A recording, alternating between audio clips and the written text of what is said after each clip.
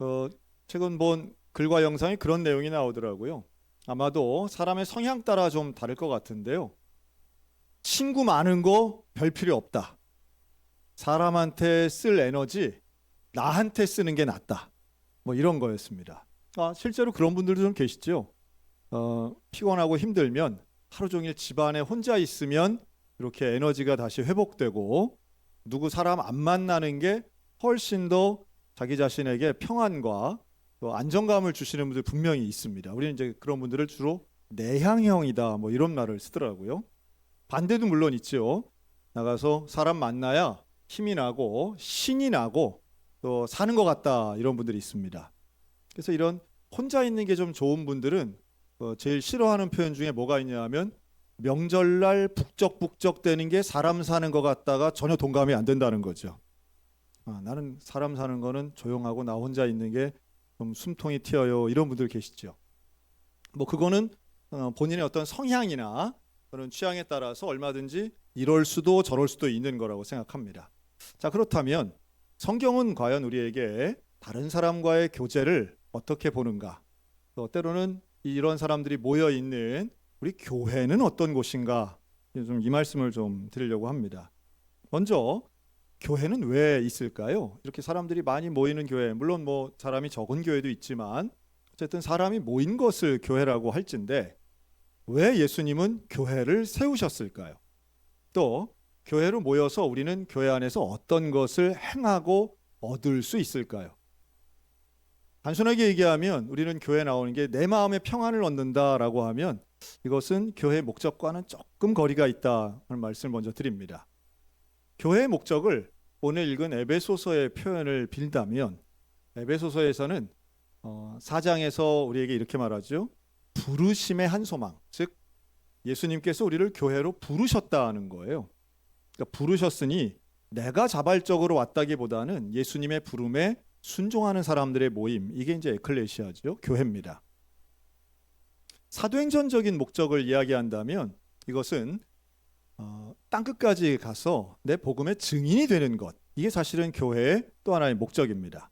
다시 말해 교회는 함께 모여서 예수님의 부르심에 합당한 삶을 살며 세상 가운데 복음을 증거하는 흩어지는 삶을 살아가는 공동체, 그게 바로 교회입니다. 그래서 부르심의 한 소망, 예수님이 부르신 그 뜻에 합당하게 살게 하기 위해서 우리에게는 다른 사람을 용서하기도 하고 또 타인을 사랑하는 조금은 쉽지 않은 과정을 통해 우리는 하나됨을 경험해야 됩니다. 이 부분에서는 인간관계가 좀 복잡하고 쉽지 않다라고 하는 것을 잘 아시리라고 생각이 들어요. 때로는 그 복잡한 인간관계 때문에 또 나와 맞지 않는 사람들 때문에 때로는 교회 생활도 힘들 때가 있습니다. 하지만 교회에 맡겨주신 예수님의 부르심에 합당한 삶, 또 복음 전파의 사명에 집중할진데 우리에게는 조금 힘들더라도 나 혼자가 좀 편하신 분이라 할지라도 함께 교회 공동체를 이루고 함께 좋은 친밀한 친구처럼 사역을, 사명을 이루어가는 모두가 되시기를 우리 주님의 이름으로 권면합니다. 당연한 이야기죠. 교회가 복음 전파하는 것. 그런데 이게 쉽지는 않습니다. 왜냐하면 전도와 선교가 그렇게 쉽지 않은 이유가 있는데요. 바로 방해 세력이 있기 때문이죠. 우리는 그것을 다른 말로 하면 영적 전쟁, 에베소서 6장에 나오는 표현인데요. 영적 전쟁이라고 말할 수 있습니다. 이 전쟁은 우리의 씨름은 혈과 육을 상대하는 것도 아니고 통치자들, 권세들, 이 어둠의 세상 주관자들, 하늘에 있는 악의 영들을 상대합니다라고 명확히 말씀합니다. 즉 교회의 사명을 가로막고 방해하는 악한 영들이 있다는 거예요. 그래서 우리는 이걸 영적 전쟁이라고 부릅니다. 그래서 영적 전쟁을 승리하기 위해서 우리는 구원의 투구부터 진리의 허리띠, 또 성령의 검 같은 전신갑주를 취하라는 말씀이 에베소 6장에 분명히 말씀하죠. 우리를 하나님의 말씀으로 또 기도로 성령으로 무장하여 함께 싸워야 되는 영적 전쟁인데 이걸 위해서 교회는 혼자 있으면 안 됩니다. 즉 내 마음의 평강과 평안을 위해서는 혼자 있을 수도 있겠지만 하나님이 맡겨주신 사명과 영적 전쟁을 위해서는 혼자 싸울 수 없기 때문이에요. 함께 해야 됩니다. 그래서 영적 전쟁입니다. 이 전쟁을 우리가 깨닫지 못하거나 또는 해석하지 못하면 우리는 혼자 있다가 쓰러지는 존재가 될 거예요. 하지만 교회가 함께 전쟁터에 나가는 마치 군인처럼 한 부대가 되고 함께 목적을 가지고 같은 목적을 가지고 같은 적을 향해 싸운다면 우리는 한 팀이 될 것입니다. 쉽지 않죠. 그러나 주님은 오늘 분명히 약속하시는데요. 우리가 기도하고 우리의 생각하는 것보다 더 크게 응답하시는 하나님. 3장 20절이죠. 우리에게 응답하시는데 더 많이 주신다는 거예요. 우리에게 승리를 약속하시는 하나님이 계시기에 우리는 여전히 영적 전쟁을 하며 승리하는 전쟁에 참가하는 이 시대의 교회 에클레시아가 될 줄로 믿습니다. 그런데 여기에 우리가 함께 나가잖아요. 함께 할 때에 놀랍게도 하나님의 영광이 그리스도 안과 교회 안에 있기를 사도 바울이 오늘 기도합니다. 21절이에요. 그렇다면 우리는 그 승리의 영광을 함께 소유할 수 있는 공동체들입니다. 영적 전쟁의 이야기는 조금 우리한테 어색할 수 있어요. 그것은 우리가 익숙한 환경과 생활 공간에 있다 보면 영적 전쟁에는 좀 무뎌지고 매일마다 같은 사람만 보다 보면 그런 민감함이 좀 떨어질 수가 있습니다. 그런데 언제 다시 영적 전쟁이 지금도 진행되고 있구나라고 하는 것을 알 수 있느냐 하면 낯선 환경이나 혹은 선교의 현장을 방문할 때입니다. 지난 주간 우리 교회는 18명의 단기 선교사를 베트남으로 파송했습니다. 짧은 기간 6일의 기간 동안 우리 18명의 청년, 청소년들이 베트남을 다녀왔어요. 그곳에 가서 첫날 저녁 또 둘째 날 저녁 이때 경험한 건데요. 아이들은 숙소에서 2인 1실로 잤습니다. 그런데 특정한 층에서 잤던 우리 청년과 청소년들이 동시에 특별한 경험을 하나 했는데 바로 가위 눌림 현상이었습니다. 일부는 이런 걸 처음 겪어봐서 이게 가위 눌리는 것인지도 아예 인지를 못했다고 하더라고요. 움직일 수 없었고 소리 낼 수 없었고 숨도 잘 안 쉬어지는 것 같은 이런 답답함을 경험하고 근데 이걸 혼자 한 게 아니라 여럿이 동시에 경험했습니다. 깜짝 많이 놀랬죠. 놀라고 겁도 났어요. 그리고 복도에서 뭔가 소리가 나는 것 같아서 보면 아무도 없고 이거를 한두 명이 아니라 좀 제법 여러 명이 경험을 했습니다. 덜컥 겁이 나죠? 여러분 이럴 때 어떻게 해야 됩니까? 물론 과학적 의학적으로 설명한다면 밤늦게 비행기 타고 가서 피곤하고 또 부모님과 떨어져서 겁이 나고 그러니까 그런 현상을 경험할 수 있겠거니 생각할 수 있지만 여러 명이 경험했다는 것은 본인들에게는 깜짝 놀랄 만한 일이었습니다. 그런데 이 10대 후반, 20대 초반에 우리의 젊은이들이 이걸 어떻게 해석했느냐 하면 이걸 영적 전쟁으로 해석했습니다. 숙소에 들어가기 전 곳곳에 있는 사당과 또는 위패들을 보면서 여기는 귀신을 많이 섬기는 곳이네. 또 선교사님을 통해서 이야기를 들으며 조상신 숭배 사상이 강력한 것, 또 특정한 방에서는 그런 일들이 이미 벌어지고 있다는 정보를 듣게 된 거죠. 겁이 납니다. 두렵습니다. 두 명끼리 침대맡에 앉아서 기도를 하기 시작합니다. 저는 이 해석과 실행은 참 중요한 부분이라고 생각해요. 우리가 어떤 문제나 낯선 일을 경험했을 때 이것을 영적으로 해석하려 시도하고 그것을 또한 기도와 예수 그리스도의 십자가로 해결하려고 하는 시도는 우리 인생의 참 중요한 부분이라고 믿습니다. 그래서 아이들에게 이야기를 듣고 그 다음 날부터는 우리 배은찬 목사님이 방마다 가서 아이들에게 안수 기도를 해줬답니다. 그랬더니 또 그런 현상이 사라진 거예요. 자, 사소해 보이고 개인적인 경험들이지만 이걸 통해서 뭘 느꼈을까요? 이런 게 있구나. 정말 귀신과 영적인 어두움의 악한 영들이 있을 수 있겠구나. 그리고 기도를 통해서 이걸 이겨낼 수 있겠구나. 참 영적으로 예민하고 저는 가장 빛나는 시기가 바로 10대 중후반이 아닐까 늘 생각하는데요. 이때의 아이들이 하나님에 대해서 이렇게 고백을 합니다. 우리 중학교 2학년 박하온, 이번 단기 선교를 통해 매일마다 하나님을 알게 되어서 감사합니다. 평생 교회 다닌 아이들이긴 하지만 그곳에서 만난 낯선 환경 속에서 만나는 하나님은 분명히 특별했다고 믿고요. 20살 안서연, 주님의 사랑을 직접적으로 느끼게 하셔서 감사합니다라고 썼습니다. 그래서 저는 무엇보다도 고등학교 2학년인 수빈이가 쓴 내용이 가장 주목할 만하다 생각이 드는데요. 수빈이 이렇게 썼어요. 언어가 통하지 않아도. 그럼 베트남 분들은 영어를 잘 못합니다. 미국과 오랜 전쟁을 한 후유증인지는 모르겠지만 영어가 통하질 않아요. 그리고 베트남어는 성조가 복잡하기 때문에 한글로 써놔도 그걸 읽는다고 일본어 같이 그대로 바로바로 상대가 이해하는 것이 아닙니다. 같은 소리라도 성조가 다른 때에 의미가 완전히 달라져서 우리같이 특별한 성조가 없는 백성들이 그 글을 읽으면 잘 못 알아들어요. 그러니까 언어 소통이 참 힘들죠. 우리 입장에선 성조 있는 언어를 배우는 게 참 어렵습니다.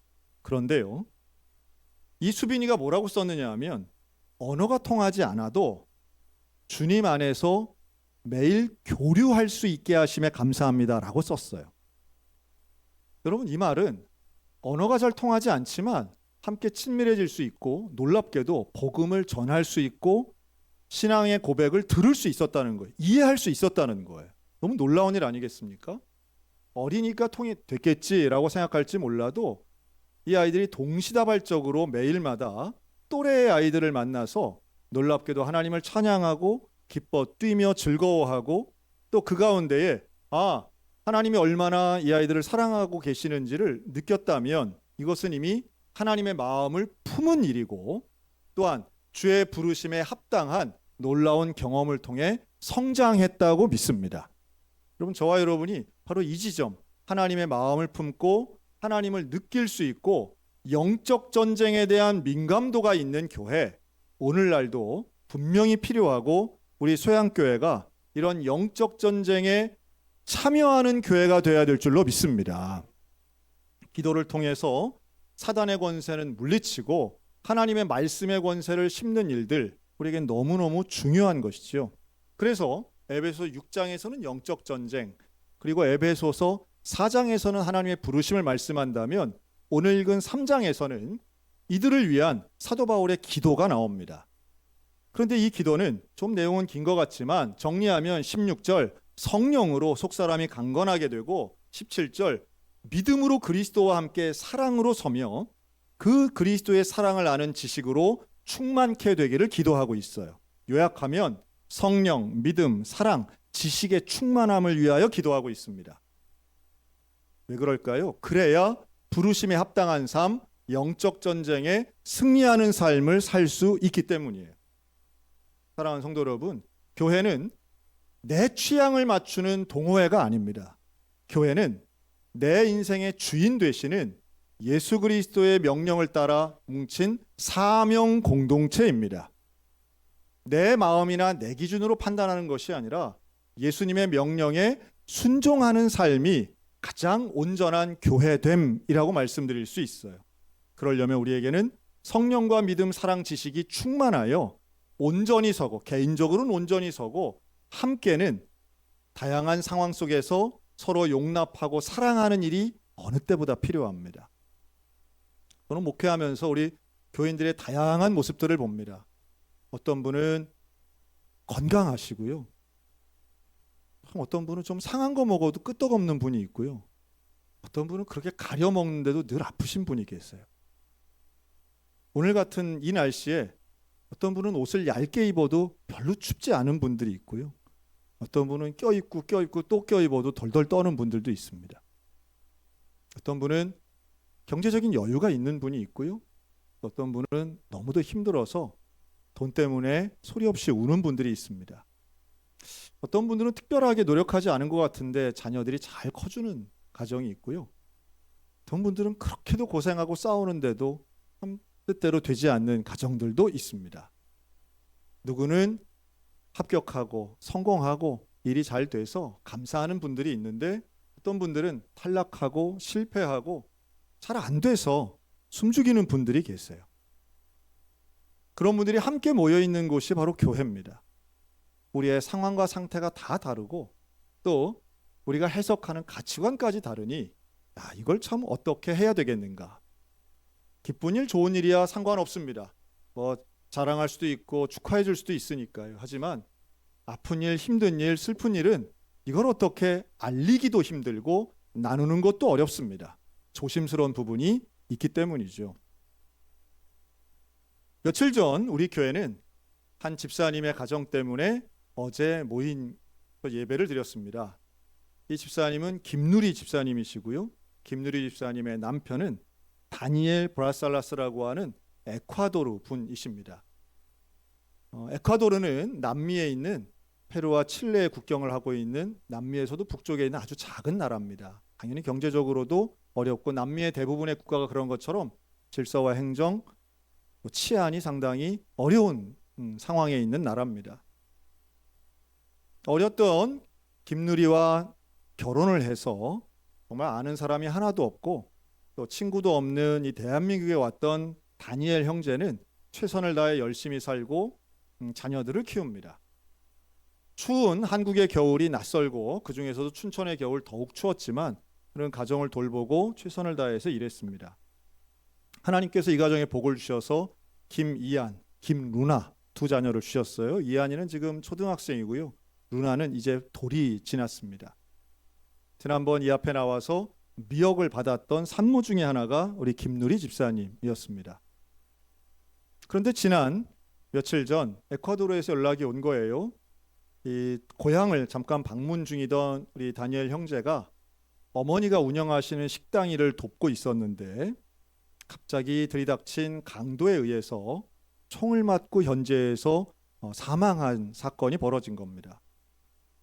갑작스럽고 또 워낙 거리가 멀기 때문에 어떤 경찰 조사나 사건의 진상을 알기도 쉽지 않았습니다. 충격적인 소식이고 비현실적인 이 참담한 사고 앞에서 가족들은 슬퍼할 수밖에 없었고 장례식에 참석도 못하고 영상통화로 현지 장례식을 볼 수밖에 없었습니다. 이 소식을 접하고 저는 이걸 어떻게 해야 되겠나, 우리 교회가 시신 없는 장례식을 치러야 될 것인가, 아니면 어떤 절차가 우리에게는 좀 위로가 될까 고민하던 중에 어제 위로 예배를 드리기로 했습니다. 보시면 아시겠지만 밴드에 아주 짧은 광고가 금요일날 나간 것뿐이에요. 근데 그 광고를 보고 어제 오후 정말 많은 분들이 교회를 오셨습니다. 모두가 검은 옷을 입으시고 함께 와서 우리 김누리 자매 가정을 위로하기 위해서 모였습니다. 여러분, 어떤 말이 위로가 되겠습니까? 갑작스러운 그런 끔찍한 사고로 젊은 나이에 죽은 우리 남편 앞에 어떤 말이 위로가 되겠어요? 우리 김누리 자매 지금 33살입니다. 아무도 말로 할 수 없는 위로의 상황 속에 우리 교우들은 눈물로 함께 했습니다. 그리고 함께 둘러서서 기도했습니다. 방 안을 가득 채운 우리 성도들이 함께 무릎 꿇고 서로의 어깨에 손을 대고 연결되어서 기도했습니다. 친정 어머니인 우리 원집사님 아직 60도 되지 않았어요. 50대의 할머니와 30대의 아기 엄마가 남편의 죽음, 사위의 죽음 앞에서 슬퍼하고 있는 것입니다. 물론 사건과 사고, 질병과 죽음은 누구에게나 예고 없이 갑작스럽게 찾아올 수 있습니다. 그걸 모르는 바는 아니죠. 그리고 죽음은 우리가 수용해야 하고 받아들여야 하지만 그럼에도 불구하고 우리가 이 땅에서 겪는 슬픔과 탄식은 분명히 존재합니다. 어제 그렇게 기도하고 서로를 위로하는 시간을 가졌을 때에 우리 김누리 집사님이 참 많이 울었어요. 어제 이렇게 고백합니다. 교회 덕분에 힘이 납니다. 나하고 함께 특별히 우리 다니엘을 기억할 만한 대한민국의 사람이 아무도 없는데 우리 교회가 기억해주고 기도해주고 있다는 건 참 힘이 됩니다. 물론 한 번의 예배가 일생을 책임져 주진 않습니다. 앞으로 살아갈 날 더 많이 있습니다. 그리고 저는 이렇게 예상해 봅니다. 이제 돌이 지난 루나는 평생 살아있는 아버지를 본 기억이 없게 자라겠죠. 그리고 그가 15살 정도가 되었을 때 이런 질문을 분명히 할 겁니다. 하나님이 계시는데 왜 우리 아버지를 이렇게 빨리 데려가셨을까? 하나님에 대한 원망과 근본적인 질문을 하는 시간이 분명히 오리라고 생각합니다. 누구도 답하기 어렵죠. 이런 사고 앞에 이유를 설명할 수 있는 사람은 아무도 없습니다. 생명은 하나님의 섭리이지만 그 과정에 대해 우리 인간은 모르는 게 훨씬 더 많습니다. 하지만 제가 믿고 있는 게 있습니다. 그러한 근본적인 질문을 하고 하나님에 대한, 종교에 대한, 기독교에 대한 반감을 가지기 충분한 질문 앞에서 분명히 누군가 도와줄 사람이 나타날 것이라고 하는 거예요. 저는 그런 사람이 누구일까 생각을 해봅니다. 아마도 겁나고 두려운데 침대 옆에서 기도하자고 하는 2살 많은 언니의 단기 선교 팀장의 역할이 바로 그런 것이라고 생각이 들어요. 또래가 이끌어주는 것이죠. 그리고 그것은 다름 아닌 함께 무릎을 꿇고 낯선 환경 속에서 함께 기도할 때에 예수 그리스도의 십자가가 느껴진다면 내 안에 있던 원망이나 질문이나 의문이 그리스도를 믿는 믿음 가운데 분명히 깨달아지고 믿어지고 새로운 인생을 향하여 사명을 향하여 걸어갈 수 있게 될 줄로 확신합니다. 제가 이 설교를 준비하면서 사실은 오늘 11시 예배에 기도하는 마음으로 섰습니다. 들어오는데 우리 김누리 자매가 찬양팀을 서고 있는 거예요. 그렇죠? 함께 찬양을 하고 있었습니다. 어제는 우리와 함께 눈물을 짓고 통곡하며 울었지만 오늘은 이 예배의 자리에서 찬양하고 있었던 거예요. 안 해도 됩니다. 그렇죠? 하지만 그 하는 그 자리와 그 찬양의 모습은 어떤 의미일까요? 결국은 이것이 나의 사명이고 예수 그리스도를 붙잡는 믿음의 호소인 줄로 믿습니다. 많은 분들은 누가 김누리인지 아마 모르실 거예요. 하지만 우리 주님 아시고 가족들을 하나님께서는 책임져 주실 것입니다. 저는 그런 사례를 목회를 하면서 여러 차례를 봅니다. 사람이 해주는 도움이나 위로 필요하긴 하지만 한정적입니다. 재정적 지원도 역시 한계가 있을 수밖에 없죠. 중요한 건 하나님의 도우심입니다. 놀랍게도 주님은 우리에게 약속하고 계세요. 내가 너와 함께 하겠다. 내가 너를 떠나지 않겠다. 내가 너와 함께 싸우겠다.